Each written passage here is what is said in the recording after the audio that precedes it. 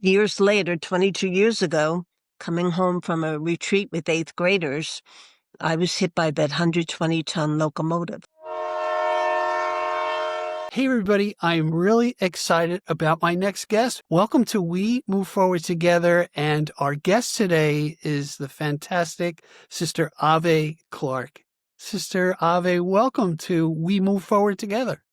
Thank you very much. I'm looking forward to going forward with you in this conversation. Let us turn the pages back. Tell me about your calling to the vowed life. Well, it goes way back. I was born in Flatbush, Brooklyn, and then we moved to New Jersey where I had the Corbel Dominicans.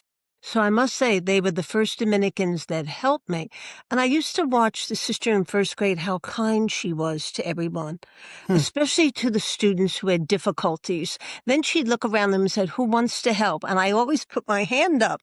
And she would put me next to the student. And I said, "Well, I'm not so good at math." She said, "That's good. That means you'll understand them better." And I never forgot that. As time went on, I told my mom I wanted to be a rockette or a nun. And my mom looked at me, "All right." She said, "Well, be a rockette for 10 years, then join the convent." So a few days later, now I'm in third grade, came back, "No, Mom, I'm not going to be a rockette." She said, "Why not?" I said, "I'm going to be a nun who dances." And there's my joy. I dance with joy. It's interesting to me, the foundation of little things that happen in life, good and bad, right? Mhm. That help form us. Now you have experience with those with special needs and you were teaching. Tell us a little bit how your career developed once you decide this is a tricky question. How old were you when you made your vows, if you don't mind me asking that? Well, I entered right after high school, so I was Okay. 18. And in fact, tomorrow, September 9th, is 63 years later that I am still a Dominican sister and enjoying it. But when I entered, I was sent out to teach first grade. And I Okay. remember 3 of us came out. We went to Long Beach, and the superior lined us up. And 2 of them, we almost were all the same height. They went like that, so they looked taller than me. So she said to one, "You get third grade, here are all your books. You get second grade, here are all your books." And they left the room. Then she looked at me. She said, "Well, you're going to get first grade and you get no books. You just get a lot of papers and you draw lines for the first week and circles the second week." And I remember she said, "Now, you must be very strict. Don't smile much and you be strict." So when she left me, I thought, "Oh, Lord." And there was a sister sitting over to the right who became one of my best friends, Sister Rose Michael, who's in Okay. heaven now. So Rosie looked at me and she went like that. She said, "I was listening." She said, "What are you going to do?" I said, "Well, I'm going to do the zeros and the one." She said, "No, how are you going to treat them?" I said, Ah. "I can't be strict." She said, "No, you don't need to be strict. You need to show your students that you love them. You smile, you Mm. care, and you inspire them to be good." Wow. I never forgot that, Steve. And then there was that call, help the students who have more needs. And I went into special ed. And I can remember in that classroom, I learned so much, Steve, about the goodness of everyone's humanity. And it Mm. doesn't start up here. It Right. starts in your heart. And one day, one boy came up to me and he said, "Hey, Sister Ravi, you know that boy over there is my best friend and he has nothing in his head." Now, that's how they would talk. And he said, "But I know what you say. He has a lot in his heart." But he said, "Sister, you only gave him 1 star today for neatness. Give the kid 2 stars, sister." Oh, I said, "All right, what's the other star for?" "Sister, the kid's like Jesus. He's so kind." So I go on over, I give him a star, and later on I'm going around the room and I'm checking everybody. And I get to that boy and he looks up at me and he says, "Sister, you know what you did for me today?" I said, "What?" "You made my day by giving that Wow. boy 2 stars." And what got me was he was so happy for his friend who got 2 stars. And so all those moments in that special education class, Steve, really, they molded and remolded my heart. What I've learned from your story, from what little research that I've done, is that what we can learn from the humanity of our brothers and sisters who have special needs, who have difficulties that we may not fathom, the joy that they bring to each other, the honesty, right? I mean, the Yes. transparency. I mean, if you took that special needs child, whatever first grade, and another first grader, they may never a kid without special needs, I should say, may not have articulated anything. And yet this was revealed to you, which I think is such a beautiful thing. And one day I met one of my students. This was years later. He had gotten a job with Con Ed as a messenger. So I meet him on the street, go, "Hey, sister, you still look the same." I said, "Oh, thank you so much." He goes, "Sister, want to see my check today? I'm putting it in the bank, how much I get." So I looked at it and said, "Oh, wow, I wish I got that." He said, "Sister, you don't get paid. You work for God." And then I looked at him. He said, "But sister, you get more. God puts all his love in you. And I see that you give it Wow. away." And he told me, "You give it away all the time." And I thought, Mm, even the time, Steve, that it's hard, we all come across circumstances in life that things are difficult, and it's hard to give your love away or your right. forgiveness away or even your understanding. But I go back to those people with special needs, and I realize, yes, I can do that. Yeah, it's amazing. You remind me of a conversation. I'm a big fan of Stephen Colbert. Um, Mhm. and he had a conversation, it really touched my heart with Anderson Cooper. And he basically said, what, you know, uh, I'm paraphrasing, both the suffering and the joys that we receive, we accept them both because like life is a gift. You've suffered. You've had some tragedies and challenges in your life. I'll be honest. How can you be so joyful with all the stuff that you went through? I think during the time, I'll talk about my own suffering, that one suffers, it's difficult. And Mm, there could be a lot of anguish in it, and even moments where you feel despairing.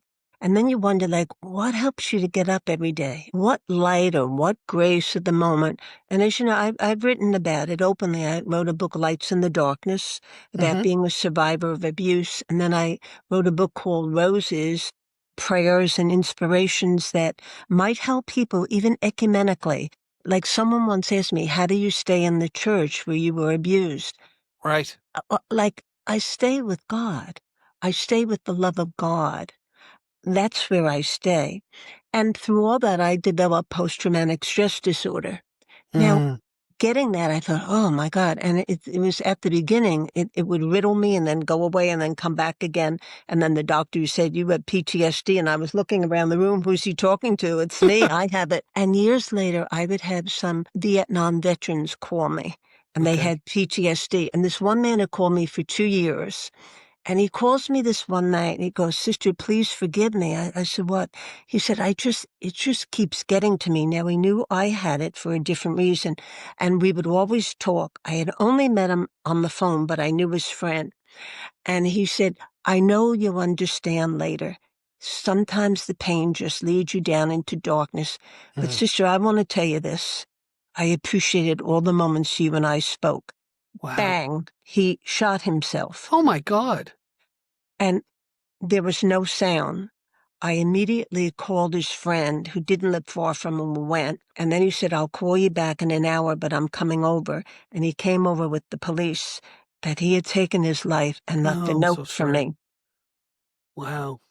In some way, it was so hard. And I saw his friend. He said, "Sister, what did he say to you on the phone?" All those moments I had spoken to him were not wasted, even in that one shot. Mm, Those moments were moments that gave him life, gave me life. So sometimes we're not going to get the answers or outcomes in this. And then we realize I decided I'm going to help people. I ran retreats for survivors of abuse. I mm, ran retreats for people with special needs because I knew I had my own. And right. then years later, 22 years ago, coming home from a retreat with eighth graders, I was hit by that 120-ton locomotive, which left me with, to this day, I have lots of pain. And even in that, Steve, do I wish it didn't happen? I'm not a naive person. I don't look to Right. be, but even in that, I learn, all right, you have a disability. You can either sit back and not do anything in life, or you can get up, hobble out, limp out into life, and you will continue on. And then I meet other people who have different other kinds of disabilities. We talk about our struggles, but we don't let our struggle, I won't let the struggle define me. Excellent. Has it refined me, Steve? Yes. Refined you, right? It's what's amazing to me in the story that you just told, and I'm a psychologist, no expert on suicide, but from what I've heard, it's like falling down a hole that you can't climb out of. Mhm. And you brought back to me another memory. I went to see my mom, who's in heaven now, Right. at a rehab place. She broke her hip, typical, right? And I remember seeing a lady who disabled on a stretcher, permanently on a stretcher, and she would always be in the hallway in the lobby of this thing. My assumption was just to see people and get and engage, right? So I'm a chatty Cathy, and I walk up and I talk to her, and I said, I talked about how you can get defined by your struggles. Mhm. We can look at somebody, oh, they're disabled, crippled. You pick the word, and the struggle you have to say there's a human inside here. And very similar to the story you told, I spoke with her and I felt blessed to talk to her. I went back 2 days later and she had passed. But we Ah. had such a beautiful conversation. At that time, I was struggling with chronic pain as well. Mhm. And you get defined by it. You have back pain, everyone's got a back cure. Anyway, I'm Mhm. kind of chatting too much, but it's interesting. So now, what I'm gathering from you is your struggle has given you the gift of empathy with others who have similar struggles. And it's a gift. I remember going somewhere, and there were people that they had had terrible things happen. Children had taken suicide, and there Mm, were all kinds of things. We were like sitting in the room in a circle. And one said, "Oh, Sister Ave will be our leader this evening." So I looked. I said, "No, I'm not going to be your leader. I'm going to be one with you." And I said, "Look around the circle. It's shaped like a heart." And they're all looking like, because we're all in it. It's shaped right. like a heart because our humanity is in it. And when you start to understand your own humanity, you don't make judgments on others. You understand we all have limitations and flaws or whatever, and we Hmm. don't have to get annoyed about small things. But I learned so much. I know I'm a great listener. I'm a counselor. I'm a gentle soul. I think if somebody would say, "How would you describe yourself?" I think I would use that word compassion, to Mm, suffer with. I right. don't I don't mind being with people and understanding. Do I wish sometimes they didn't have the struggle? And I never say to somebody, I'm so sorry." Mm, One of my friends, her only son took his life, and I bought her a little yellow flower and I put it on the side, and we're all online before the coffin to get up. And I thought mm. to myself, I could hear people saying, "I'm sorry." And I didn't want to say those words, so I hugged her and I said to her, "You will always be a mom." And Ah, she looked at me. 2 months later, she called me. She wanted to come over and visit. She, "Oh, I want to come over and thank you." And I'm thinking about the plant, the yellow plant, because her right, son right. loved yellow. And I look out my window and she's coming down the block, and the man across the street who's very thin, who had terminal cancer, Uh, they meet each other and they both smile. He has no idea she just buried her only son, and she has wow. no idea that he's dying, but they smile. So she comes, and in our talking, she said, "I came to, oh, do you like the yellow plant?" She goes, "Oh, yes." She said, "Ave, thank you for saying the words. I will Mm, always be a mom." She said, wow. "He's there, but he's here." And then I told her about the gentleman. She said, "Tell him I will pray for him."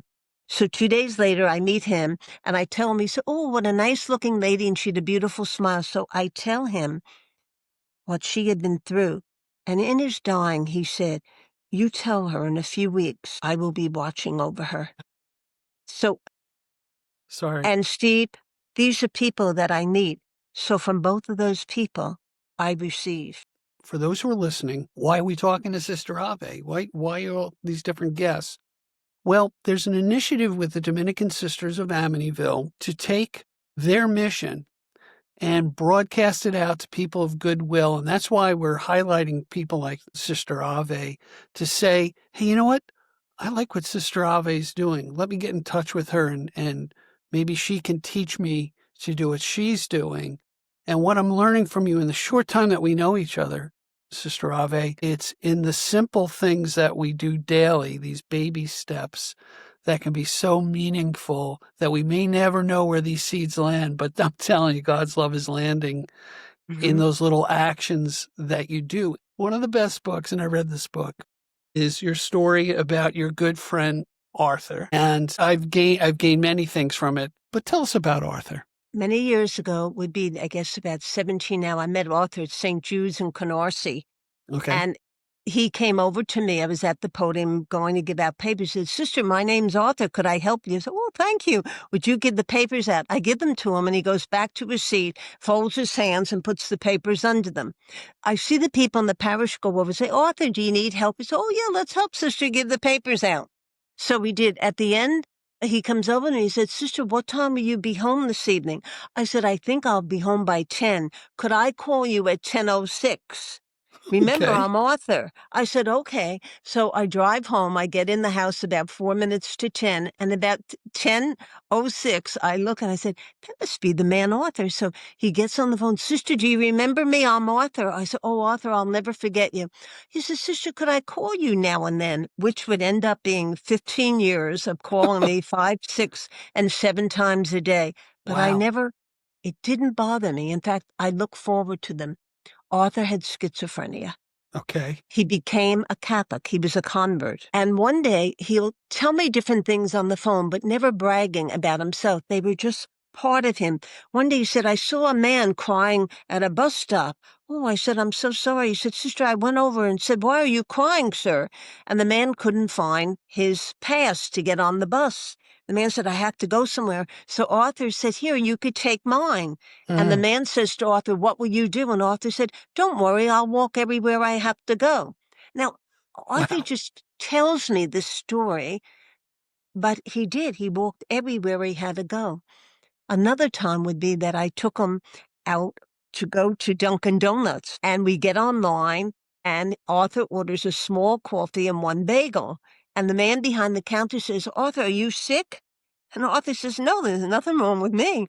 And he says, "Well, you always have 4 coffees and 5 bagels." So Arthur said, "Not today. Sister's paying." So, because, all right, now fast forward a few hours, he calls me at home and says, "Sister, I had a wonderful time. I'm going back to Dunkin' Donuts now."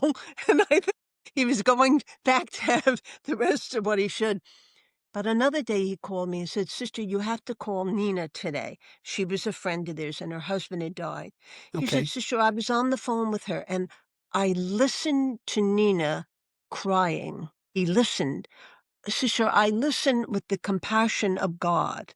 I said, Wow. "Yes, Arthur." So I call Nina and she says, "Oh, Arthur was so kind, sister." I'm crying. And all of a sudden I said, "Arthur, are you there?" He says, "Yes, I'm listening. I'm listening. Keep crying. Keep crying. I want to listen to your tears." How many Wow. most people would say, "Stop crying." Not Arthur. Yeah. But he knew sometimes on the phone, he would say, "Sister, did Paul Revere come to your retreat?" So I said, "Oh, no, Arthur." I said, "He died a long time ago." Oh. He said, "Sister, thank you for getting me back on track so respectfully." See, Wow. because his mind would dislodge and everything. One time I took him to Amityville Okay. and we went to Mass and he says, "These sisters live in a big house." So I said, "Now we're going down to the dining room." And I told one lady who was with me that serve Arthur, don't let him serve himself. Okay. So I went to the seat. So she looked at me, she goes, "Sister, he wanted to serve himself." I said, "Oh, all right." And I looked at his plate and he had enough on the plate for 5 people. But that was, and then he would look and smile. He said, "This is such a holy room with all these wonderful women." And he saw sisters in wheelchairs. Well, he said, "Sister must have broken her foot. That's why she's in a wheelchair."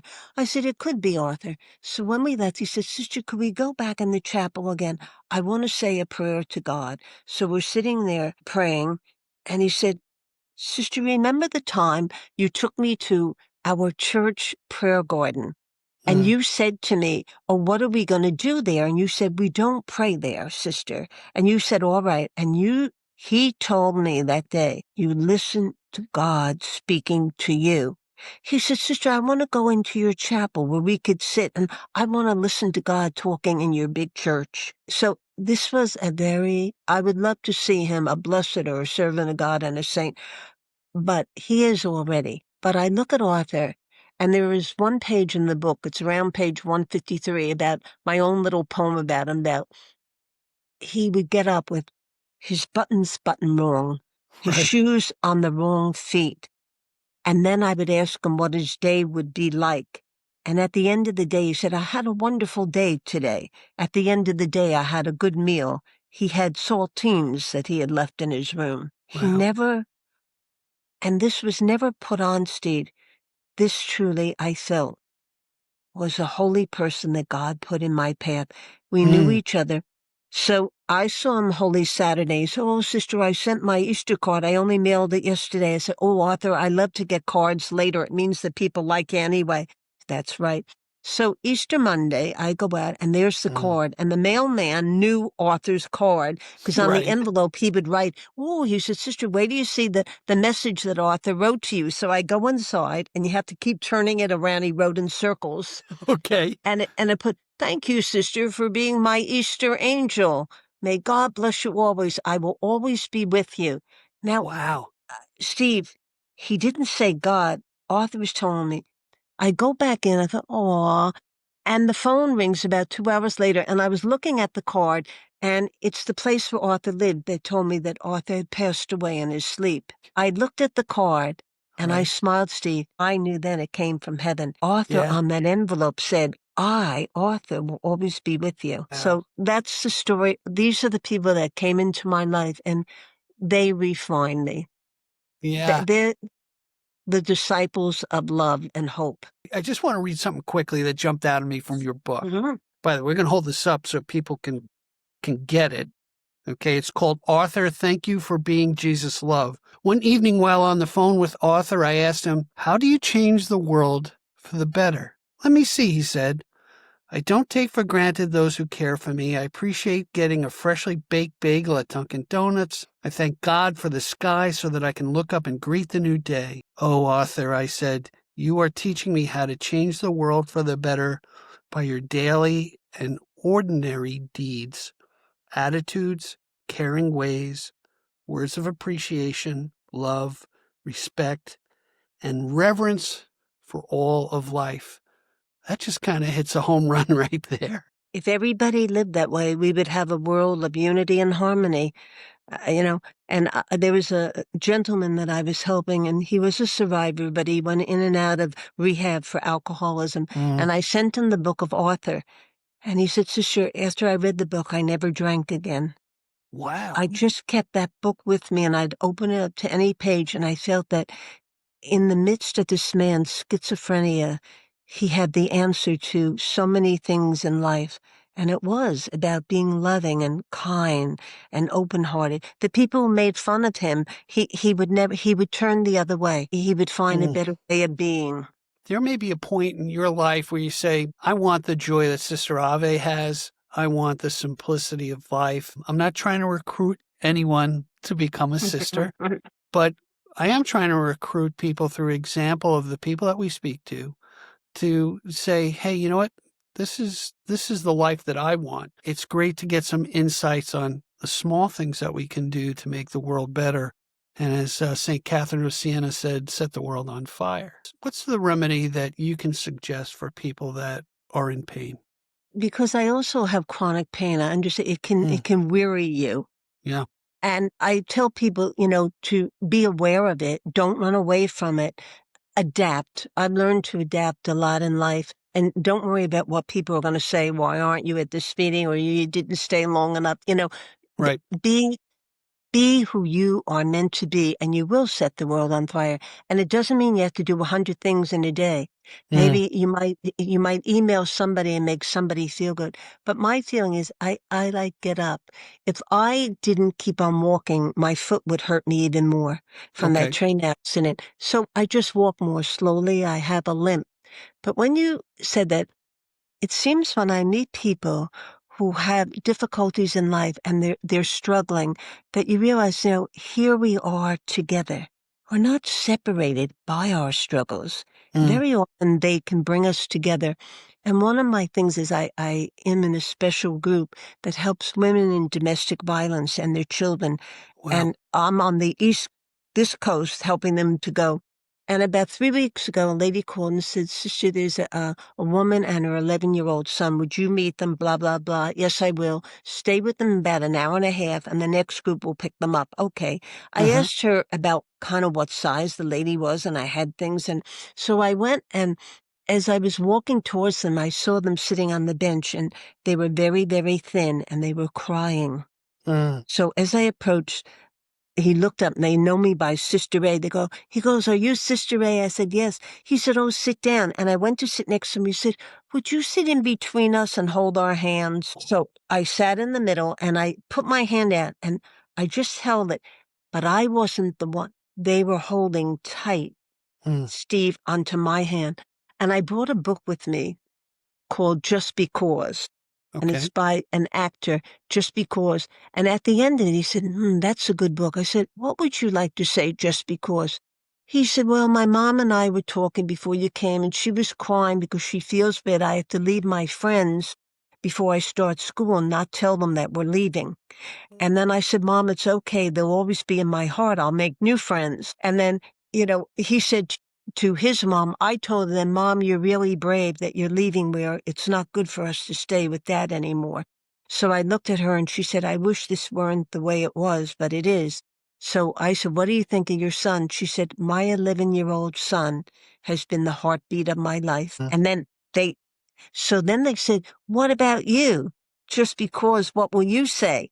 So I said, just because we all had tears, because I did too.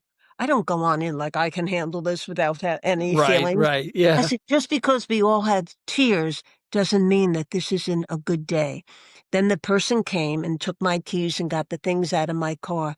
And I said, do you see the fine people that are helping you? So I look at the boy and says, sister, someday I'm going to be like that man that just put the stuff in the car for you. I'm going to help other people. And the Wow. mother said, Sister, I'll go back to nursing too. I had to stop it because of what was happening at home. And this had gone on since he was born. So the when we gave the hug, he Wow. says, you know what, sister, just because we'll never see you again doesn't mean that we won't remember you. We will Wow. remember.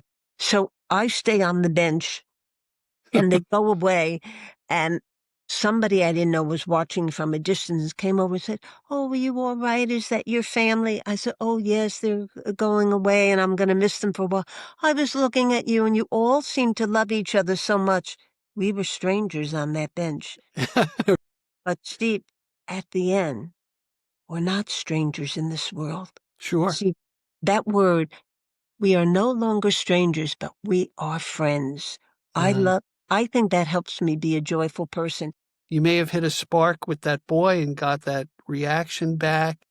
And that flame, I'm sure, is burning brightly in whatever he's doing because he'll never forget you. To bring it back full circle as we wrap up this episode, the sister who spoke to you when you were 18, going to take care of these first graders, had God not placed her to speak to you at that moment, the potential for you to say, I can't be a strict, cold person and teach children. If that's the way they want me to do it, I ain't going to be a teacher, as I use poor English here. But the fact that you had that moment and she was present to you and she's in heaven now and she turned out to be a good friend of Mhm. yours, man, how that little correction could have gone in another direction, right?